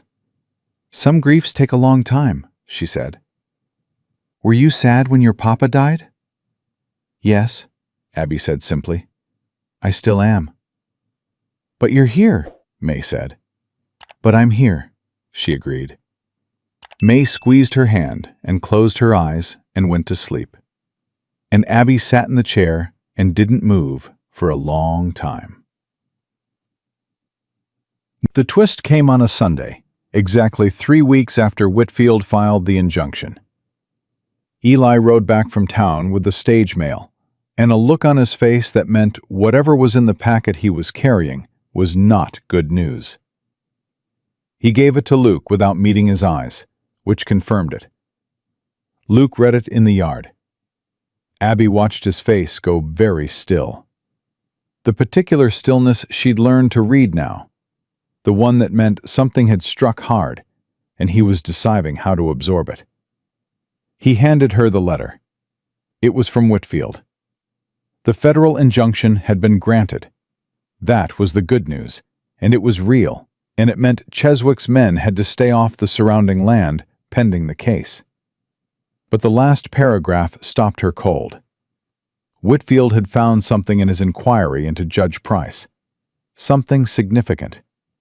But in finding it, he had apparently put himself in Cheswick's direct line of attention, because 3 days ago, Whitfield's office in Denver had been broken into. His files, including the copies of Luke's land patent documentation and the incident reports Abby had written, had been taken. Whitfield himself was unharmed, but without those documents, the federal case was considerably weaker. Abby read the paragraph twice. The originals, she said. At the federal land office, Luke said. Filed when I first registered the patent. Cheswick can't touch those without a federal clerk in his pocket, and Whitfield doesn't think he has one. But the incident reports, she said. My incident reports. Gone. She looked at the letter. Her hands were very steady. I can rewrite them. Every word. I wrote them. I remember every word. Abby, they were witnessed and stamped. Rewritten copies won't carry the same. Clara witnessed the fence cutting, she said. Eli was there. You were there. I rewrite the reports, and all 3 of you sign as witnesses, and I write a cover letter to the federal clerk explaining the breach and requesting the originals be prioritized. She was already moving toward the house. Whitfield's being too careful. We can't afford careful right now. Abby. Luke caught her arm. Not hard, just enough to stop her. She turned. His face was close. If Cheswick is willing to break into a lawyer's office, he said, quiet and direct. This is past a legal dispute. I know that. They could come here. I know that too, she said. That's why we don't wait. He held her eyes. His hand was still on her arm, and she didn't move away from it. And for a moment, the distance between them was something that felt like it had already closed, even though neither of them had moved. You're not afraid, he said. Not an accusation, something like wonder. I'm afraid, she said. I'm just not letting it make my decisions. He released her arm slowly. She turned and went inside. She had all 3 incident reports rewritten, witnessed, and ready to mail by nightfall. Clara signed without being asked twice. Eli signed with a hand that was only slightly unsteady. Luke signed last, read every word of her cover letter to the federal clerk, and looked at her when he was done, with an expression she'd stopped trying to categorize. They sent Eli on the first stage Monday morning. That afternoon, Randall Cheswick rode into the valley himself. This was the first time Abby had seen him. She'd formed a picture in her mind from everything she'd heard, and the reality of him was both exactly what she'd expected and somehow worse. He was perhaps 60, heavy-set, with the kind of physical confidence that comes from decades of getting what he wants. He rode a good horse and wore good clothes and had 4 men behind him, and he stopped in the yard in front of the house like a man who has already decided a place belongs to him. Luke came out of the barn. Abby came to the porch. Clara appeared behind her, silent, and Abby put one hand back in a brief gesture. "Stay there." And Clara, to her credit, stayed. "Kingston," Cheswick said. His voice was deep, well-practiced, the kind of voice that expected rooms to quiet when it entered. "I think it's past time we had a conversation man to man." "We could have had that conversation 2 years ago," Luke said. "You sent men with knives instead." Cheswick's expression didn't change. "Regrettable. That was done without my knowledge." "It was done with your money." "Luke." Abby stepped off the porch. Cheswick's eyes moved to her. Slow, deliberate. The way a man looks at something he's assessing for value. "Mrs. Kingston," he said, "I've heard about you. Eli Bennett's daughter. Came from Harding County." A pause. Waited. "Married in some haste, I understand." "Married legally," she said. "I assume you've confirmed that, given the number of people you have gathering information." Something moved behind Cheswick's eyes. Recalibration. "I came to make a fair offer," he said, returning to Luke. "I'll pay you market value for the North Ridge and water rights. I'll drop the counterclaim. You keep your valley and your deed, and we're neighbors, nothing more." "You broke into my lawyer's office," Luke said. "I don't know anything about that." "You sent men to cut my fences." "Accusations without proof." "We have proof," Abby said. Cheswick looked at her again. This time the assessment was sharper. "Do you?" he said. "We do," she said. "And it's no longer in a location that's easy to find." A silence fell over the yard. One of Cheswick's men shifted in his saddle. The summer heat pressed down on all of them equally, the way it did, making no distinction between the powerful and the otherwise. "You seem like a smart woman," Cheswick said. "Smart enough to know that this valley is a long way from anyone who'd come running if you called." "That," Luke said, and his voice had dropped to something very quiet and very final, "is as close to a threat as you get to make on my property." Cheswick held Luke's gaze for a long moment. Then he looked at Abby one more time, and she held his gaze without moving a muscle. And she let him see exactly nothing on her face except certainty. He turned his horse. "Think about the offer," he said over his shoulder. "We'll be in touch through our attorney," Abby said. Cheswick rode out without looking back. The 4 men followed. Luke waited until they were off the property. Then he turned to Abby and said, in a voice that was carefully controlled, "He just threatened you." "He threatened the valley," she said. "He used me to do it. Different thing." "Abby, we need to write to Whitfield again tonight," she said. "Cheswick came here in person. That means something. It means he's feeling the injunction. Pressure working means we keep applying it." "You're making a list right now, aren't you?" he said. "I'm always making a list," she said. "While a man was threatening you." She looked at him. "Luke, I have been threatened by men who are far better at it than Randall Cheswick. I grew up watching my father handled by men like that. I know what they're doing, and I know what it means, and what it means right now is that we are winning." She paused. "Don't treat me like I need to be protected from the information." He stared at her. Then he said, "You're right. I'm sorry."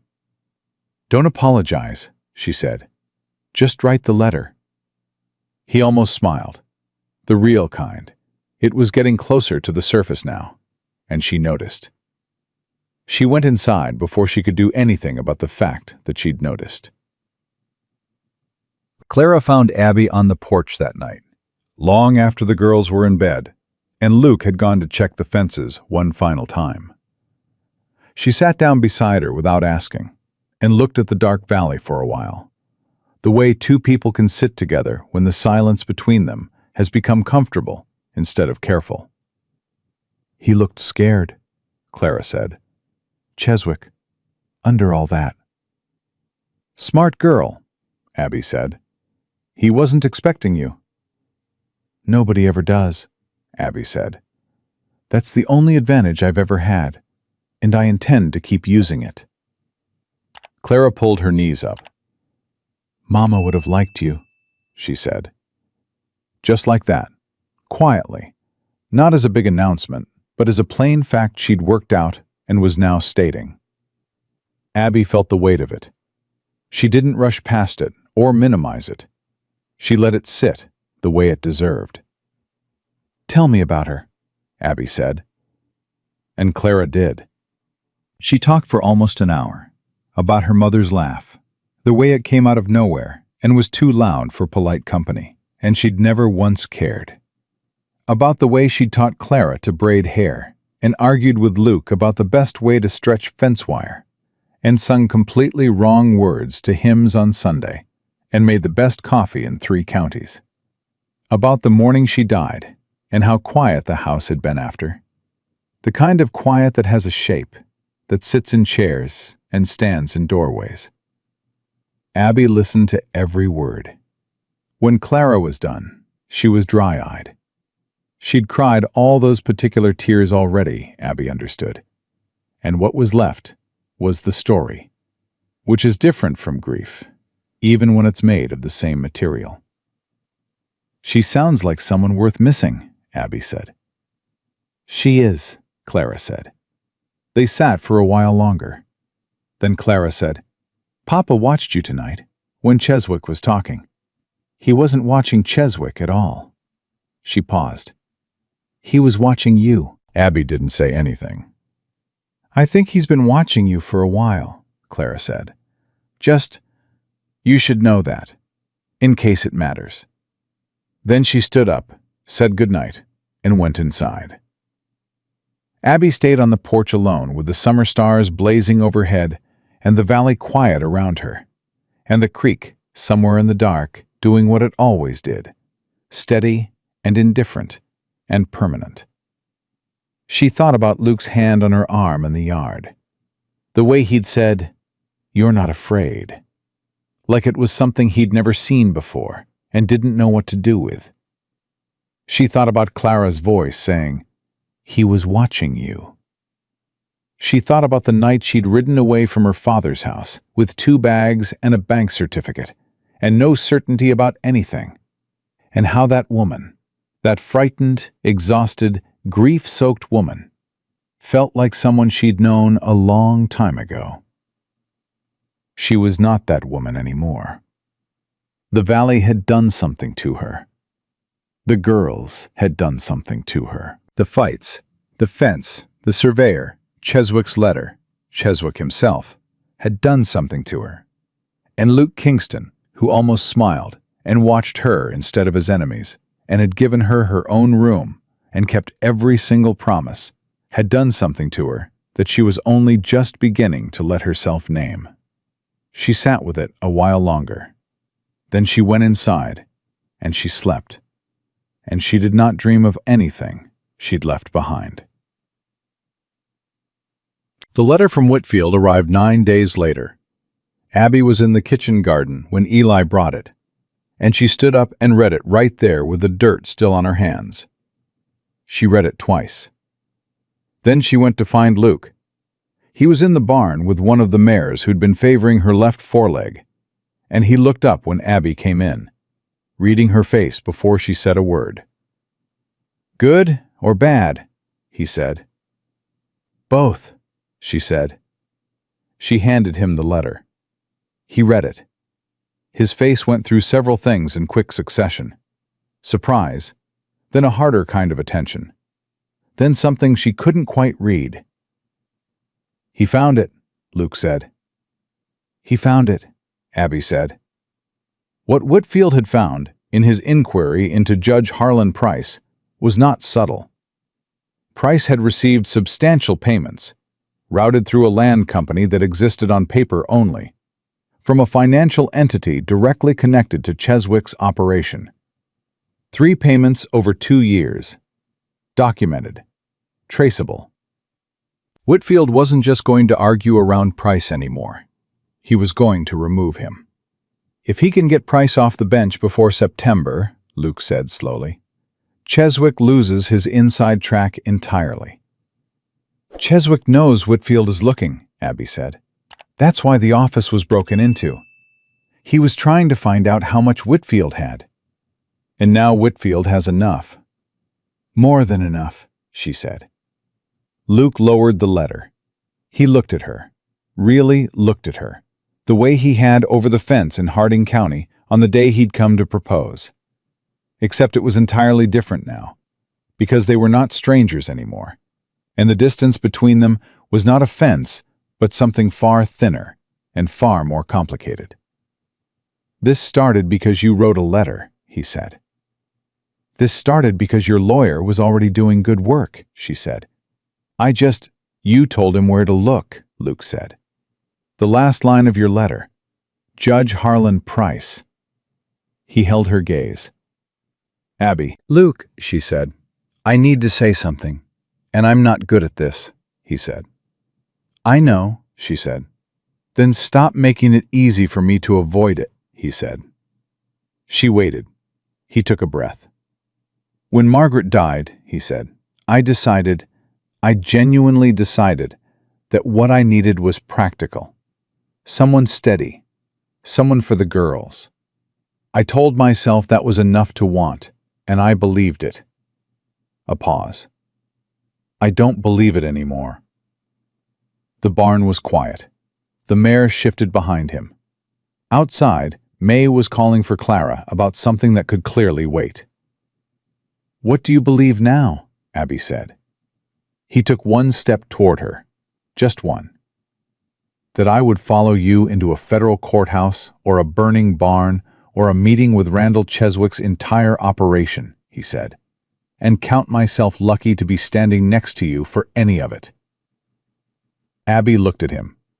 All the things she'd been filing away, quietly, carefully, where she could find them, came open at once. That's a strange way to tell a woman you have feelings for her, she said. I told you I wasn't good at this. You're better than you think, she said. She crossed the remaining distance between them, and in the summer heat of a barn, in a hidden valley that 2 people were fighting together to keep, Abby Donovan, who had buried her father, outfaced a debt collector, married a stranger, held a sick child through the night, stared down a corrupt man's hired guns, and rewritten her own incident reports from memory, finally stopped filing things away, and let herself feel the full weight of where she had landed. It was, she thought, the opposite of what she'd lost. It was better. The days after the barn changed something between them that neither of them announced. There was no declaration, no formal shift, no morning where Luke sat down and said, "Things are different now," and Abby agreed. It was quieter than that, and more real than that. The way he handed her the coffee cup now, thumb touching her fingers for just a half-second longer than necessary. The way she stopped hesitating before she corrected his letters. The way they ended up side by side at the fence line, or the kitchen table, or the edge of the south pasture, without either of them planning it, as if they'd both stopped arguing with the pull of it and just let themselves stand close. Clara noticed. She said nothing, but she noticed. Abby could tell by the way the girl's jaw unclenched slightly, by the way she'd started leaving the kitchen when Luke and Abby were talking, instead of positioning herself in the doorway like a sentry. May noticed and announced it to the entire breakfast table on a Tuesday morning by saying, very cheerfully, "You look at each other the same way the Hendersons do, and they've been married 20 years. Luke put down his coffee cup. Abby looked at her eggs. Nora, without looking up from her oatmeal, said, "She's right." It was the longest sentence Nora had spoken since Abby arrived, and it landed on the table with the weight of something enormous, dressed up as something small. Luke looked at Nora. His face did something complicated and quiet. "Eat your breakfast," he said. His voice was rough. Nora ate her breakfast, but the corners of her mouth moved. Whitfield's second letter arrived on a Wednesday, and it did not come alone. It came with a rider from the Federal Land Office, official, uniformed, with a sealed document that required Luke's signature and Abby's as a witness. The document confirmed that the federal injunction had been extended pending a full judicial review of Judge Harlan Price's conduct on the bench. Price had been suspended. Not removed yet. Suspended, pending investigation. But suspended meant he couldn't rule on anything. Suspended meant Cheswick's inside track had just been ripped out from under him. Luke read the document 3 times. Then he handed it to Abby. She read it once. That was enough. "Whitfield did it," she said. "We did it," Luke said. The federal rider waited politely while Luke signed and Abby witnessed. And then he rode back out of the valley, and they stood in the yard holding the copy of the document and looked at each other. "It's not over," Abby said. "Price being suspended doesn't end the counterclaim. Cheswick will find another angle." "I know," Luke said, "but it changes the math considerably." "It does." He looked at her. "You knew. The last line of that first letter. You knew Price was the pressure point." "I suspected," she said. "Corrupt men are predictable. They always put their most important asset closest to the thing they're trying to take." She paused. Cheswick's most important asset was a judge, which meant the judge was connected directly to the land dispute. "You figured that out in 9 days." "I figured that out in 3 days," she said. "It took me 6 days to decide whether to say it." He stared at her. "Why did you wait?" "Because I didn't know you well enough yet to know if you could hear it," she said. A silence. Waited. True. "And now?" he said. "Now I know you can hear anything," she said. He took the document from her hands, not looking away from her face, and went to put it somewhere safe. The trouble came from a direction none of them had expected. It always does. 3 days after the federal rider left, a woman arrived at the valley entrance on a rented horse. She was perhaps 50, well-dressed for travel, with sharp eyes and the particular posture of someone accustomed to being received well. She introduced herself to Eli, who'd been nearest the gate, as Mrs. Dorothea Hale, and said she was looking for Luke Kingston on a personal matter. Eli brought the message to Luke, who went still in a way that Abby had learned to pay attention to. "Who is she?" Abby said. "Margaret's aunt," he said. "Her mother's sister." A beat of silence. "She never came here before," Abby said. "No," he said. "She didn't approve of... She thought Margaret had married beneath her. She cut off contact about a year after the wedding." He paused. "She didn't come to the funeral." Abby absorbed that. "Why is she here now?" Luke looked at the gate where the woman was waiting with Eli's company. His jaw was tight. "I don't know," he said, "but I intend to find out." He walked toward the entrance. Abby, after a moment's consideration, followed. Mrs. Hale looked at Luke with the expression of a woman who has rehearsed this encounter and is determined to control it. Then her eyes moved to Abby, and the rehearsal shifted. Abby could see it. The recalibration, the new information being processed. "Luke," Mrs. Hale said. "Dorothea," he said. No warmth, no hostility. Careful neutrality. "I've come about the girls," she said. Everything in the yard went tight. "The girls are here," he said. "They're well." "I've heard..." She stopped, looked at Abby again. "I've heard there have been difficulties. Legal matters. Men on the property. She lifted her chin. Margaret's daughters should not be in a situation of danger. Margaret's daughters, Luke said, quiet, are safe. I'd like to see them. You haven't been to see them in 3 years, he said. You didn't come when their mother died. Color rose in Mrs. Hale's face. Circumstances prevented. Circumstances, he said. Yes. Mrs. Hale's composure held, just. She turned to Abby with the directness of a woman switching tactics. And you are the new wife. Abby Kingston, Abby said. Simple. Clear. You've been here how long? Long enough, Abby said. The girls are in the house, Abby said. Clara is helping with the mending. May is in the garden. Nora is reading. She paused. She's been reading more lately. She's a remarkable child. Something flickered behind Mrs. Hale's eyes. Something that might, under different circumstances, have been shame.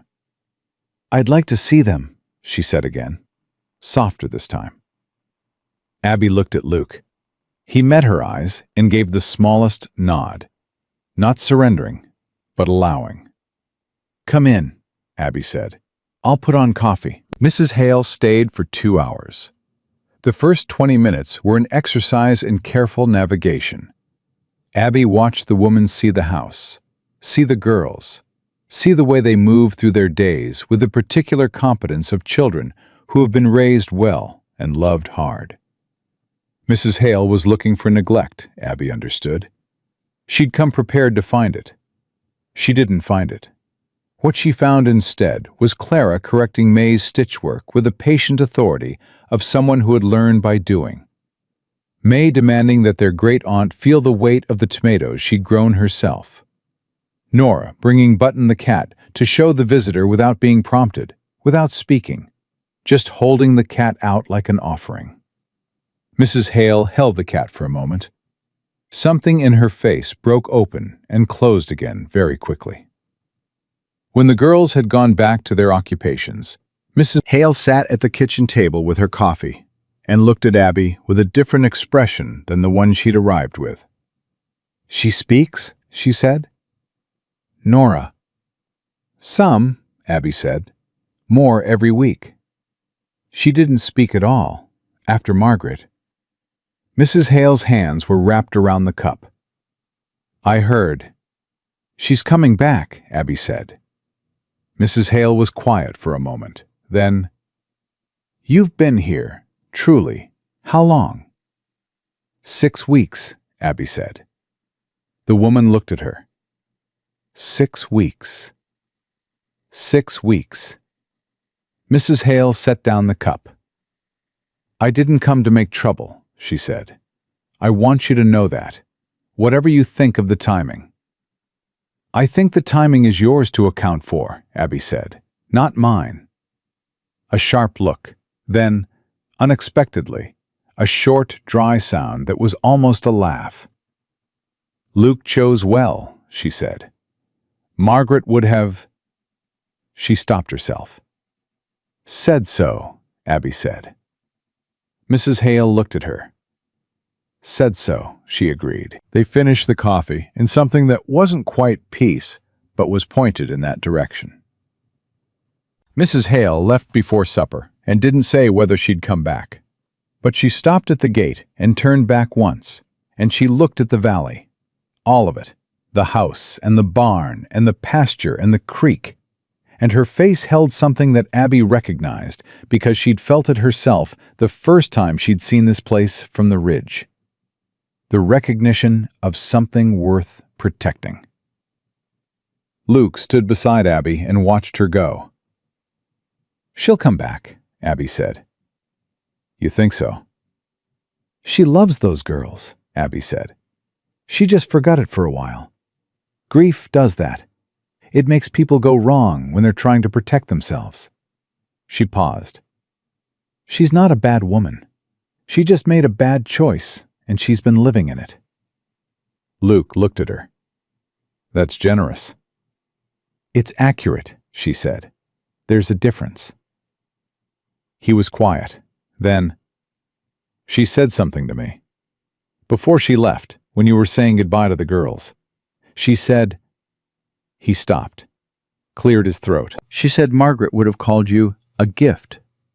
Abby felt the weight of that land somewhere deep. She doesn't know me, she said.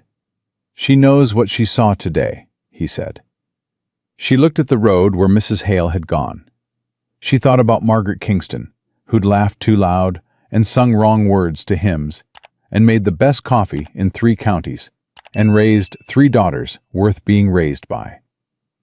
She did a good job, Abby said quietly, with all of it. Everything she built here. Yes, Luke said. She did. I'm not building over it, Abby said. I want you to know that. I'm building beside it. He turned to look at her fully. The evening was coming down around the valley, and the light was long and gold. And he looked at her the way a man looks at something he has decided, fully and without reservation, to keep. I know, he said. The final blow from Cheswick came not with riders or lawyers, but with a letter. It arrived 10 days after Mrs. Hale's visit, addressed to Luke, written in the cold and precise language of a man who has accepted that he has lost one fight and is repositioning for the next. The counterclaim was being withdrawn. His attorney, a different attorney than before, Abby noted, which meant Cheswick had replaced the first one, which meant the first one had told him the truth about his odds, had advised that proceeding was not in his client's best interest, given the current judicial circumstances. He did not mention Price by name. He did not mention the break-in. He did not apologize. But the counterclaim was withdrawn, and the Northridge water rights remained with Luke's deed. And Randall Cheswick was, for the first time in 3 years, out of the Kingston Valley's business. Luke read the letter at the kitchen table, with all 3 girls watching him, because Clara had seen Eli bring it, and known from the return address what it was, and called the others in without being asked. He read it once, set it down. May grabbed it and read it, lips moving, and then let out a sound like a small explosion of relief. Clara reached across the table and picked it up and read it herself, slowly, with the careful attention she brought to everything. Nora watched her father's face. "Papa?" she said. He looked at her. "Is it over?" she said. He looked at his youngest daughter, who had gone quiet after her mother died, and was coming back, word by word, day by day, in a hidden valley that 3 years of fighting had kept safe, and said, "Yes, sweetheart, it's over." Nora climbed out of her chair and walked around the table and put her arms around his neck. And Luke Kingston, who had been holding something enormous for a very long time, finally put it down. Abby stood at the kitchen doorway and watched this man hold his daughter, and she did not try to stop what moved through her chest. That evening, Whitfield rode in. He'd been in the county 2 days, handling the formal paperwork, and came to deliver the stamped dismissal in person, with the particular satisfaction of a man who has won a fight he'd been planning for a long time. He shook Luke's hand. He shook Addie's hand with both of his. "The last line of that first letter," he said. "Price. I want you to know, I'd been circling that problem for 6 months. Couldn't find the angle." He looked at her directly. "You found it in 9 days." "I had less to lose than you," she said. "Easier to take risks when you're already at the bottom." "Don't minimize it," he said. "You have a mind for this, for the structure of it, for reading what's behind a thing." He paused. "If you ever wanted to study law—" "James," Luke said. "I'm making an observation," Whitfield said mildly. Abby looked at him. "I'll keep the observation," she said. "I don't know yet what I'll do with it." Whitfield smiled. "Fair enough." He stayed for supper and left before dark, and the valley settled into the quiet that had always been its promise. The kind that came not from the absence of trouble, but from having faced trouble and held. The night was clear and the stars were enormous.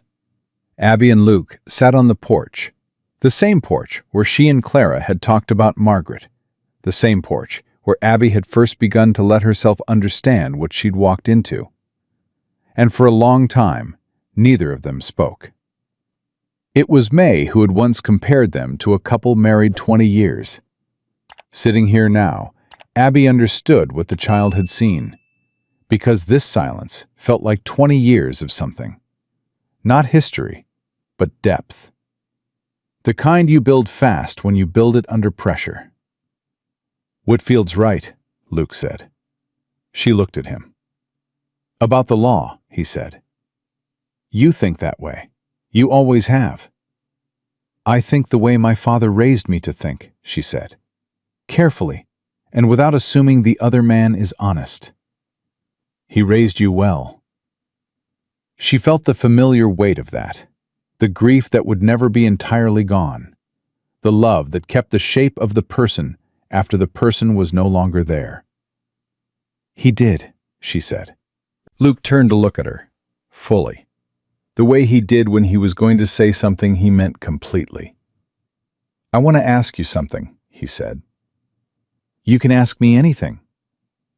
"We married for reasons that made sense at the time," he said. "Practical reasons. And it has been... everything that's happened has been..." He stopped. "What I'm trying to say is that what I feel now has nothing to do with practical reasons. And I know you came here with your own set of losses and your own set of reasons, and I never want to assume that what this is for me is the same as what it is for you." Abby looked at him for a long moment. "Luke," she said. "Yes?" "I left everything I had and rode into the mountains with a stranger," she said. "I sat up all night with a sick child I'd known for 4 days. I stared down a corrupt land baron in your front yard. I rewrote legal documents from memory. I told a federal lawyer to investigate a sitting judge." She paused. "Do you think I did any of that for practical reasons?" He held her eyes. "No," he said. "I suppose not." "I did it because this valley is worth fighting for," she said. "These girls are worth fighting for." She held his gaze. "You are worth fighting for. And that is not a thing I say lightly. I have never said it in my life before now." The night was absolutely still around them. "Abby," he said. "I know," she said. And she did know. She knew it the way you know a thing that has finished becoming itself, no longer growing into what it will be, but simply, fully, what it is. He reached across the space between them and took her hand. She turned it palm up and held his back. They sat like that for a long time, with the valley dark and quiet around them, and the creek running somewhere in the dark, and the stars doing what stars do, indifferent and brilliant and eternal. Clara found them there when she came to the porch for a glass of water. She stopped in the doorway, looked at them, her father's hand in Abby's, the easy silence between them, the particular peace of two people who have decided something and are no longer deciding. She stood there for a moment. Then she said, "I'm glad you came." She wasn't looking at either of them specifically. She was looking at the valley, the way Abby had done that first night, like she was measuring it, reminding herself what it was and what it meant. "So am I," Abby said. Clara went back inside. Luke squeezed her hand once. Abby squeezed back. In the morning, Nora came to breakfast with Button the cat and sat down across from Abby and said, without preamble, "Will you teach me to read the land records? Clara says you understand them." Abby set down her coffee cup. "Yes," she said, "I'll teach you." Nora nodded, satisfied, and turned to her oatmeal. May, who was already halfway through her breakfast and had been listening to all of this, with the bright, cataloging attention she brought to everything, looked at Abby with open and uncomplicated joy. "I told you she likes you," May said. "You were right," Abby said. "I'm right about a lot of things," May said. "You are," Abby agreed. Luke, coming in from the barn with his hat in his hand and summer dust on his boots, looked at the table, his daughters, his wife, the coffee already poured at his place, the window open to the morning, and stood there for just a moment, just long enough to feel the full weight of what he had. Clara looked up. "Sit down, Papa. Your eggs are getting cold." He sat down. He looked at Abby across the table, and she looked back at him, and the almost smile, the one that had been getting closer to the surface for weeks, finally arrived, full and real and unguarded, and she answered it with her own. Abby Donovan had come to this valley with nothing but 2 bags, a paid debt receipt, and the marriage certificate signed in a county clerk's office with strangers as witnesses. She had buried her father in the south field under the oak tree. She had signed her name on a stranger's paper to survive. She had ridden into the mountains not knowing what waited on the other side of the pass. What waited was this: a valley worth fighting for, 3 daughters worth knowing, a man worth loving, a life built not from what she'd been given, but from what she'd refused to let go of, the belief, stubborn and unbroken through every hard season, that she was worth more than what the world had offered her so far. She had been right. She would spend the rest of her life in that valley proving it, in courtrooms and kitchens, in late nights over letters and early mornings at fence lines, in the slow and steady work of building a family from the pieces of 2 losses that had found each other and decided, against all practical reason and in full knowledge of the cost, to become something whole. She had come to this place with nothing. She left nothing behind.